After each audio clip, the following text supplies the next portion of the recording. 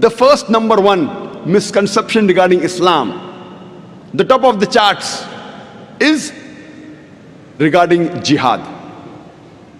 Today, jihad is the most misunderstood word regarding Islam.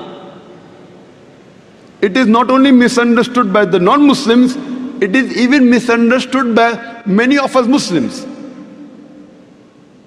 Non-Muslims and many Muslims think that jihad means any war fought by any Muslim for any reason, whether it be for power, whether it be for wealth, whether it be for land, whether it be for language. Any war fought by any Muslim for any reason is called as jihad.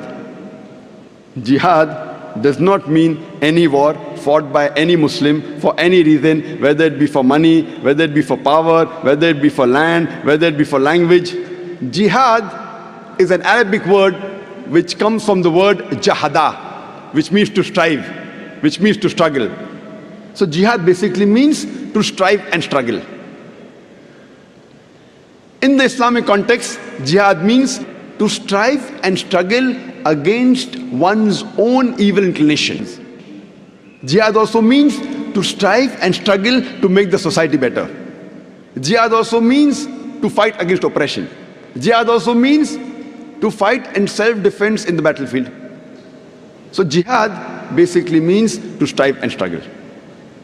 For example, if a student is striving and struggling to pass in the examination, in Arabic, we say the student is doing jihad.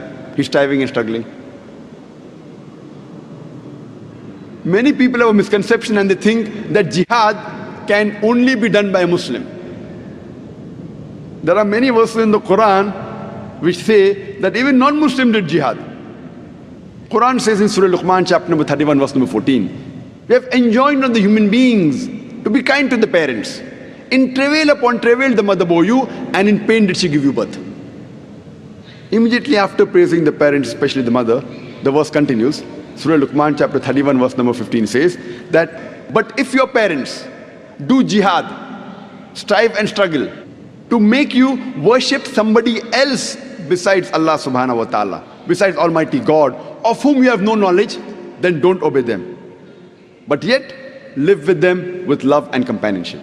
Here the Quran is talking about non-Muslim parents doing jihad, striving and struggling to make their children do shirk, worship somebody else besides Allah. A similar message is given in Surah Ankabut, chapter number 29, verse number 8, that we have enjoined on the human beings to be kind to the parents. But if their parents do jihad, they strive and struggle to make you worship somebody else besides Allah subhanahu wa ta'ala, besides Almighty God, then don't obey them. So here the Quran is talking about non-Muslim parents doing jihad. And there are various such examples of Quran mentioning non-Muslims doing jihad. Now this type of jihad, in Arabic, we say jihad fi sabil shaitan. Jihad in the way of the Satan. What we Muslims should do is jihad fi sabilillah, jihad in the way of Allah. And whenever the word is mentioned individually about jihad, in the Islamic context, it is understood it is jihad fi sabilillah. Most of the non-Muslims, including many so-called Muslim scholars, inverted commas, they translate jihad as the holy war. Holy war, if you translate in Arabic, it means harbu muqaddasa. If you read the Quran, if you read the hadith, there is no Quranic verse, there is no hadith which uses the word harbu muqaddasa. The word holy war doesn't exist in the Quran, neither in the hadith. Jihad, as I mentioned, basically means to strive and struggle. And one type of jihad is also fighting in the way of Allah subhanahu wa ta'ala. It is qital in the way of Allah subhanahu wa ta'ala. But jihad doesn't basically mean a war. One type of jihad, there are various jihad for nafs, one type of jihad is fighting in self-defense in the way of Allah subhanahu wa ta'ala. If we see the history of the Prophet Muhammad sallallahu alaihi wasallam, the first 13 years of his prophethood that he lives in Makkah, there were many Quranic verses that were revealed, all the Makkan surahs. Many a time in these verses the word jihad was used. And never did the Muslims ever fight, physically fight.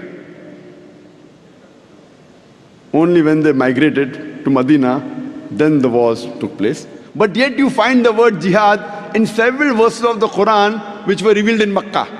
Many examples I can give you. For example, Quran says in Surah Ankabut, chapter number 29, verse number 69, that those who do jihad in the way of Allah, those who strive in the way of Allah subhanahu wa ta'ala, we open up the pathways for them. When the verse was revealed, there was no war at that time. Quran says in Surah Furqan, chapter number 25, verse number 52, that do not follow the unbelievers, but do jihad against them, strive against them strenuously with the Quran. That means you do jihad with the Quran. Jihad with the Quran means strive to convey the message of Allah. Do you think you're going to fight with the Quran?